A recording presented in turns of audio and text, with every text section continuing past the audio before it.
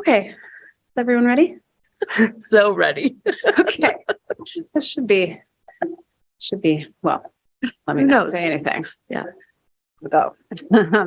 Okay, so we are going to start by talking about policy JFCK, which is pertaining to the use of cell phones and other electronic devices. So the policy basically guides the use of devices during school for students and is currently kind of broadly applicable to all grade spans. So if you forward it, Erin. Basically, we brought this forward to the committee to request revisions to the policy. And this was really coming out of our middle schools. So basically, and this is what we were hearing from teachers, that cell phones were creating a lot of challenge. A lot of the issues we're starting with, related to phones, students having phones, going to the bathroom with phones. It's another thing to have to manage, to have to discipline around. And so that was coming up as kind of a big challenge for us. I think a lot of the fighting and bullying is connected to social media. Granted, a lot of that happens outside of school, but just having phones out and being able to be used in hallways and in bathrooms was, also sort of just a part of the whole picture. So this was coming up, and frankly, this was bubbling up at Lincoln when we also realized that both King and Moore had already been implementing a practice of requiring students put away their technology during the school day. And so that made us look back at the policy to say, okay, this is inconsistent practice. Lincoln was trying to be consistent with the policy on the books. The other schools had already moved ahead with other practices, not trying to actively not follow the policy. I think not sort of a deep awareness of it and responding to what was a need for them. And this has happened before. This for those, I don't know if any of you were around, but when we brought up the AP policy, for example, it surfaced because not all the schools were using it because it wasn't aligned with their goals. And then that made us look at the policy and say, okay, why is that happening? What do we think? How do we want to change it? So basically, the middle schools bubbled this up and said, let's revisit the policy and try to bring it into better alignment with the practice that some of our schools are using and that we want to use consistently across the schools. So that's sort of the genesis of the conversation. And then in terms of the changes, basically the biggie is the change for middle and elementary school students. That they're not going to be allowed to use phones in the hallway and at lunch and on field trips. We aren't trying to change this for high school, just for the middle schools and the elementary schools. And then we also did some adjustments, like including smartwatches and the ear things, which I never call earpods, AirPods. Yes. Hopefully my son's sleeping because he'd be very embarrassed. So that was coming up. So you can move it forward here.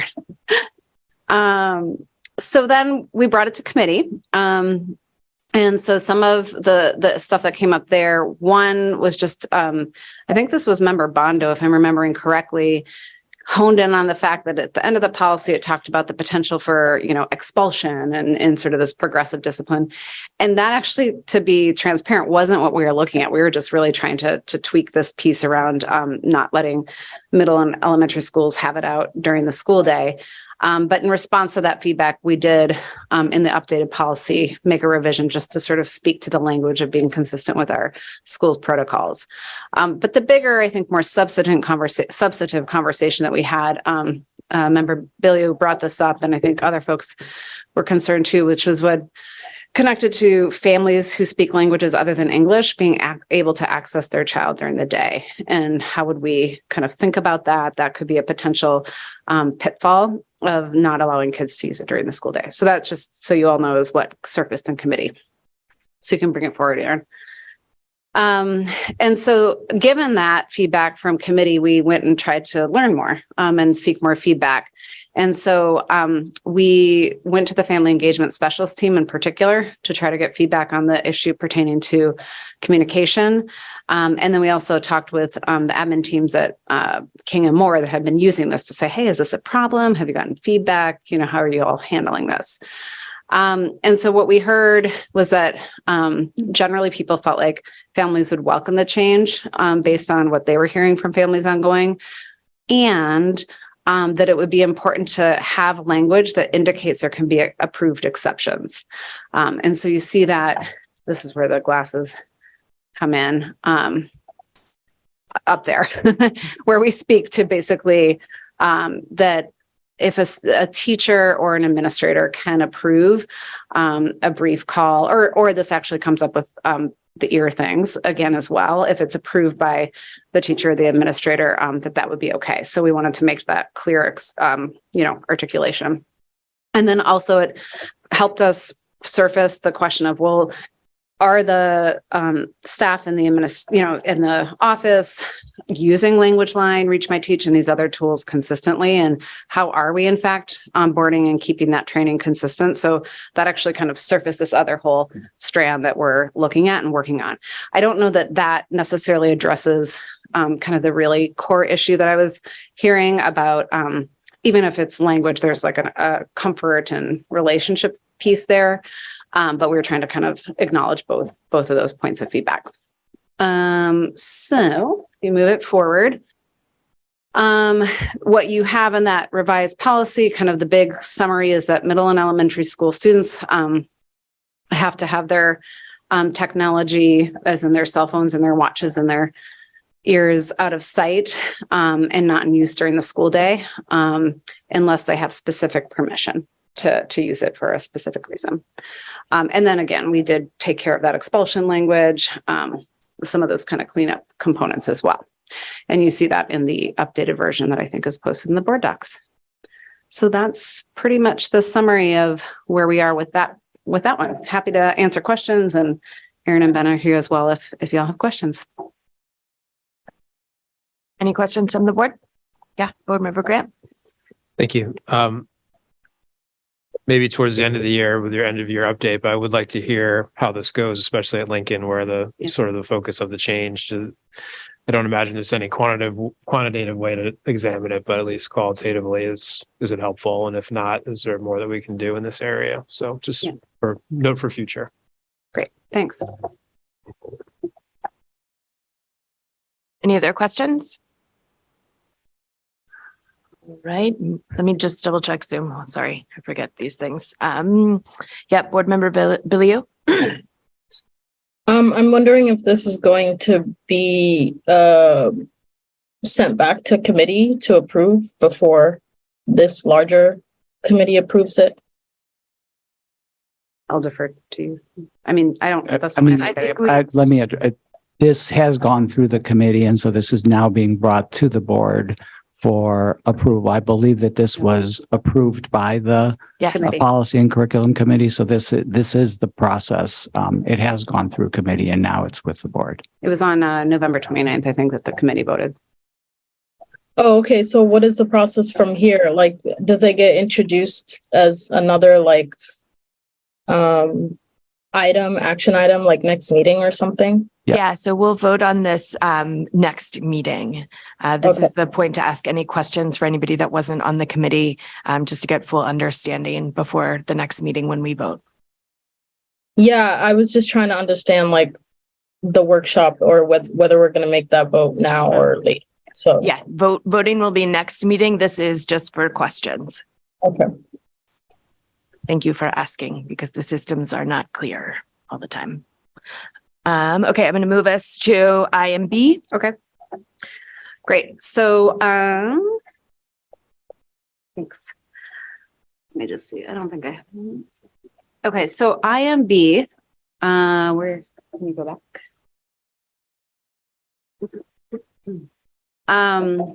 So IMB is the policy teaching about controversial sensitive issues. So again, just trying to give some transparency into why did this come up? Why are we proposing revisions? And so basically it came up from some teachers as well as our Barrett Director of Diversity, Equity, and Belonging, who was hearing from educators who were just concerned about, does this policy support, like essentially have my back with what I'm doing? And so it was kind of bubbling up here and there. And then simultaneously, as we've been preparing for the full launch of our Wabanaki Studies curriculum. And as you've heard before, I think we have a vertical team of about 50 or more educators who've contributed to the development of that, along with our advisors. We started to see that there was direct misalignment between the policy and actually what we're putting into our instructional vision and the scope and sequence. And so, again, we just wanted it to be congruent with what we're stating as our vision and our curriculum plan. So that's the why. If you move it forward now, thank you. So as far as our process here, this process had much more substantial input and feedback throughout because it was something that didn't seem quite as well. We had a lot of process. So we had educators who came and gave feedback. So we did some outreach to vertical teams to try to get people to come to focus group. We also had a process whereby people could send written feedback. We met with the Family Parent Advisory Committee, as well as with the full Family Engagement Specialist team. And then we also brought it forward to our student advisory. So we went out and heard from educators, families, and students. And so some of the things we heard are noted here. If you've been on committee, this should be familiar to you. But basically, let's see better. I think the first thing that came up pretty consistently was this idea that the notion of what's controversial or sensitive is really a matter of opinion. So somebody who might think, something about somebody's identity, like LGBTQ issues, somebody might call that sensitive or controversial. And for somebody else, it's who they are. That's not controversial. That's not sensitive. So I think this came up as a big topic that, well, what do we actually mean? And how can we be transparent that this is not a universal truth, that a thing is or is not controversial and sensitive? So that came up a lot from people. I think a lot of folks, we had talked about this kind of the primary thing we were concerned about, which is this notion that in the policy, it says that you can only teach controversial sensitive issues in high school. And so people feeling that didn't make sense and that really you can do things in a developmentally appropriate way. And there was a little bit of disagreement there, but by and large, the overwhelming feedback was that seemed like problematic to people. Some folks, so this came from educators, wanted to be clear in the policy that they felt like the language before spoke to content areas like in your courses, and that a lot of these topics come up in advisory or crew. So they just wanted us to sort of have a kind of caveat for that was named in the policy. This idea of the importance of having clear, transparent curriculum came up. This actually, we heard a lot from families who wanted to know and have a heads up what's being taught and how do we know and what are the communication structures. So that was some good feedback about process for how do families kind of get a line of sight into what's happening. There was also a lot of dialogue around language in the policy that talked about, really letting all views be expressed in the classroom, and just like that tension around how do you balance that with not causing harm if a particular viewpoint does sort of, cause harm to somebody in some particular way. So you'll see in our revisions, we're trying to kind of acknowledge that and really be mindful of that. And then some educators brought forward this resource on these ideas around difficult knowledge and this framework from Judy Pace around reflective practice, which we used as super helpful language in the revision and the language that you see in the updated policy. And also people pointed out, since it was not updated in a long time, that we had pronoun changes to make throughout. And then students are summarized here. And so they really talked a lot about the importance of kind of this open-mindedness. They thought it was important that teachers do share their own ideas and opinions, and that, sometimes they felt like it's doesn't feel safe if a teacher isn't sharing that. So I think they had some interesting dialogue around that. But again, this idea of without jeopardizing relationship with the teacher, students brought up, like, that can be tricky, if people are being transparent about their ideas and it's different from your own. So I think really grappling with, all those dynamics that are at play with this. And then a lot of feedback from students about this idea that they did not feel the notion that you only teach topics that are controversial or sensitive in high school felt to them like, as you can see, I added two sentences here of many from our notes from the students that speak to the fact that they didn't agree with this. They said it doesn't make a sense at all. Students can learn about things that happen to children and youth at the same age that things happen. Maturity level determining when you can learn things doesn't make any sense. Young children can learn, and it's important to have them absorb and be exposed to difficult things. So that was a big point of feedback from our students. So the proposed changes are kind of summarized, kind of high level, what you see in the redlining here. So we did add that framing language to acknowledge that the definition of a controversial or sensitive topic is a matter of opinion and varies by individual. We adjusted the stipulation that issues can only be taught in high school and instead talked about doing it in a developmentally appropriate way. I think, we use the example of Wabanaki studies in our, I think it's third grade, we start to talk about the concept of cultural genocide. We added language to balance allowing perspectives with ensuring that the study does not cause harm. So there's some kind of language in there that speaks to that. And then we updated the section about teaching methods using that framework for reflective practice, which is very much aligned with our district's instructional vision.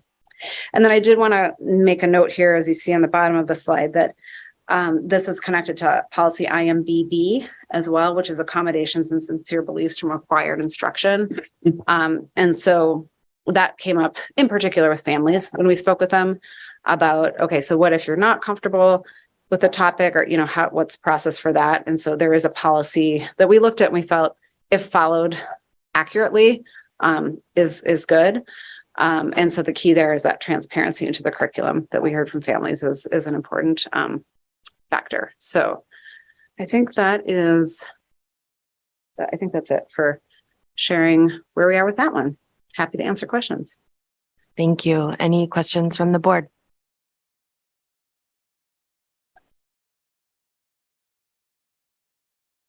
I don't see any on Zoom.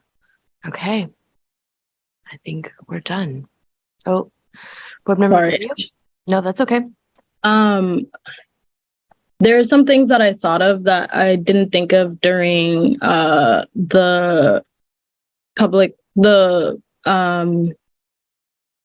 during the committee times, and I think there was actually a time where I wasn't there to kind of voice this, I guess, concern. But I'm wondering where, if there's opportunity to look into having like wording around biases and implicit biases. And because I know that can also come up in controversial, or understanding like what is controversial and what is not, if there's capacity to address implicit bias versus just like regular bias, or just like regular understanding of, or just having a regular bias versus having implicit bias, and like the difference between that, or how that can guide understanding around what is a controversial issue. I mean, from my perspective, I think you could raise that as like an issue or an amendment in the process, but I'm happy to, if you have concrete suggestions, to hear them in terms of, it would be super helpful to know where you're thinking about that. That would be, in terms of within this.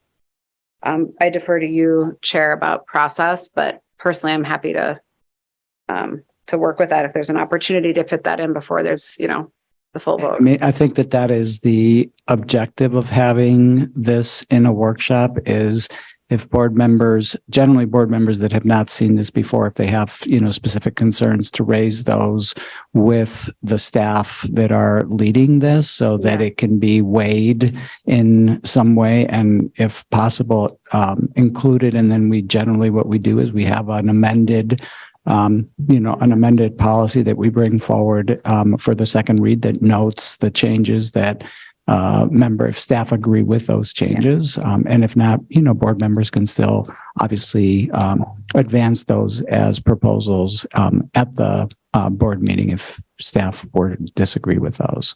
Mhm. Does that make sense? Yeah. Yeah. So within that capacity, would you have capacity to see where that could fit within this proposal? Yeah, I mean, I'm thinking in the C, maybe. Okay. Nyla, where it says the teacher employs methods, and I don't know, maybe we could look at that. That feels like the place for that to fit because it's pertaining to that self-awareness. Yeah, I think that that's a good opportunity there. Okay. I'll try to reach out offline to discuss like wording and what that could look like. Okay. It would be good to know the time frame, like when it's going to be reintroduced to the full board. Yes. So this will be back on January 3rd. So it will need to happen pretty quickly because of the winter break, right? That's our next meeting. Correct. Yeah. Okay. Thank you. 3B. Oh yeah. Member Billy on 3B. Oh, I have a CB. Sorry. CB. Oh yeah. And CB, maybe we could do something. So check that out. And if you have ideas, let me know, or I could send you something too to weigh in on, and then we can do what superintendent said. Okay, great. All right. Thank you.